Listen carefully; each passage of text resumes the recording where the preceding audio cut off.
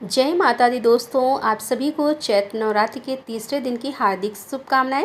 नवरात्र में तृतीया तिथि के दिन माँ चंद्रघंटा की पूजा की जाती है। यह माँ दुर्गा का सौम्य और रौद्र दोनों ही रूपों का संगम है। माँ चंद्रघंटा के मस्तक पर अर्धचंद्र सुशोभित है, जिससे इनका नाम चंद्रघंटा पड़ा और यह सिंह पर सवार है। माँ की 10 भुजाओं में माँ ने अस्त्र शस्त्र धारण किए हुए हैं। यह शत्रुओं के विनाश और भक्तों की रक्षा करने वाली देवी है। माँ चंद्रघंटा की उपासना से भय, मानसिक और नकारात्मकता का नाश होता है और साहस, आत्मबल और दिव्य चेतना की प्राप्ति होती है। आइए आज माँ चंद्रघंटा की पूजा विधि और कथा को विस्तार से जानते हैं।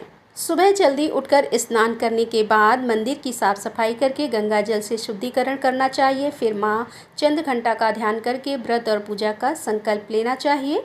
माँ चंद्रघंटा को लाल, सुनहरा और पीला रंग अत्यंत प्रिय है। माँ का प्रिय भोग दूध, खीर और शहद है, तो माता के प्रिय रंगों का पूजन सामग्री में अधिक से अधिक प्रयोग करें और इसी तरह के वस्त्र धारण करके आपको माँ की पूजा भी करनी चाहिए। सबसे पहले शुद्ध घी और कपूर का दीपक जलाएं, फिर पीले और सफ़ेद फूलों की माला माँ को अर्पित करें या जो भी मौसमी फूल आपको मिल जाए वह आप माँ को समर्पित कर सकते हैं। ओम हंग चंद्र घंटाय ऐ स्वाहा मंत्र का 21 बार जाप करें। माँ के मंत्रों का जाप करने के साथ ही स्तुति पाठ करें और अगर आपके पास रुद्राक्ष की माला है तो आप हर दिन नियम से नवरात्र के दिनों में एक माला जाप भी माँ के बीज मंत्र के साथ कर सकते हैं। माँ चंद्रघंटा का ध्यान करके आपको रुद्राक्ष की माला से जप करना चाहिए। माँ चंद्रघंटा अपने सभी भक्तों के भय को दूर करने वाली है। घर से नकारात्मक ऊर्जा को दूर करने और भय से रक्षा करने के लिए मंदिर में पूजा करने के साथ साथ घर में कपूर और लौंग का धुआं करें और फिर दुर्गा सप्तशती के तीसरे दिन के अध्याय का पाठ या श्रवण करें। कथा का पाठ करें और सबसे अंत में कपूर जलाकर आरती करें। माँ चंद्रघंटा का पूजन मंत्र है ओम देवी चंद्रघंटा नमः। ये दिव्य रूप हमें शक्ति और धैर्य का संतुलन बनाए रखने की सीख देता है। जीवन में कई बार डर, चिंताएं और बाधाएं आती हैं, लेकिन माँ चंद्रघंटा की कृपा से हम हर समस्या का सामना कर सकते हैं। माँ की उपासना से हमें साहस, आत्मबल और सकारात्मकता की ऊर्जा प्राप्त होती है। कथा के अनुसार जब देवी पार्वती ने घोर तपस्या कर भगवान शिव को प्रसन्न कर लिया, तब देवताओं और ऋषि मुनियों ने उनके विवाह का आयोजन शुरू किया। भगवान शिव कैलाश से अपनी अनोखी बारात लेकर निकले। यह बारात सामान्य नहीं थी। इसमें भूत, प्रेत, पिशाच, राक्षस, नाग, यक्ष, किन्नर और अघोरी शामिल थे। भगवान शिव के शरीर पर भस्म लगी हुई थी, बाल जटाओं में बिखरे थे और गले में नाग लटक रहे थे। उनका यह अद्भुत रूप देखने वालों को भयभीत कर रहा था।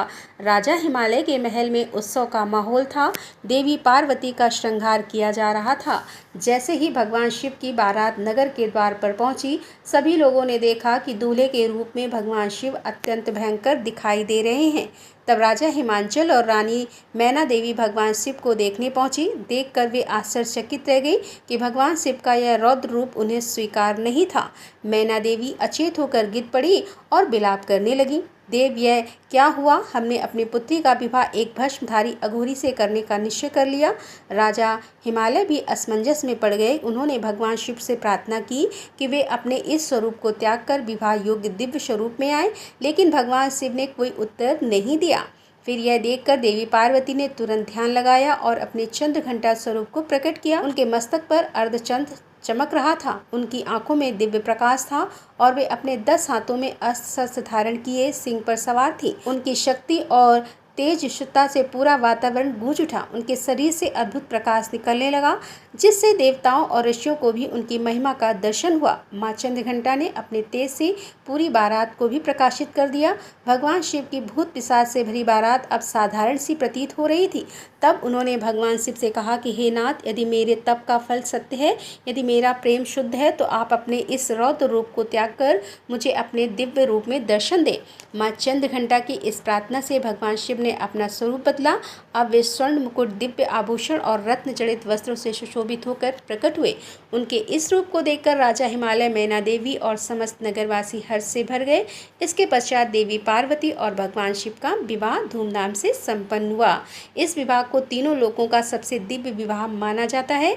माँ चंद्रघंटा का एक और रूप है, वह है युद्ध की देवी। माँ चंद्रघंटा न केवल शांति और प्रेम की प्रतीक है, बल्कि दुष्टों के लिए विनाशकारी भी है। एक एक बार महिषासुर और रक्तबीज जैसे दैत्य पृथ्वी पर स्वर्ग में उत्पात मचाने लगे।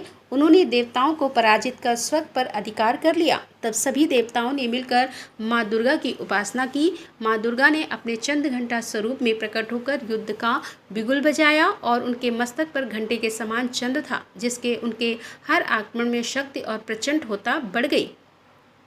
माँ ने अपनी तलवार से महिषासुर की सेना का नाश कर दिया। उन्होंने रक्तबीज को अपने त्रिशूल से घायल किया, लेकिन उसकी रक्त बूंदों से और दैत्य उत्पन्न होने लगे। तब माँ ने अपना रौद्र रूप धारण कर रक्तबीज का सारा रक्त सोख लिया और उसका संहार कर दिया। इस प्रकार माँ चंद्रघंटा ने देवताओं को उनका अधिकार वापस दिलाया और भक्तों के लिए भयमुक्त संसार का निर्माण किया। माँ चंद्रघंटा का यह स्वरूप हमें दर्शाता है कि बुराई चाहे कितनी भी बड़ी हो, लेकिन अच्छाई और शक्ति के सामने नहीं टिक सकती। प्रत्येक व्यक्ति शक्ति का एक स्रोत होता है जिसे जागृत करने की जरूरत होती है, और जागृत करने के लिए जरूरी है माँ चंद्रघंटा की श्रद्धा और भक्तिपूर्वक पूजा आराधना है। जय माता दी दोस्तों।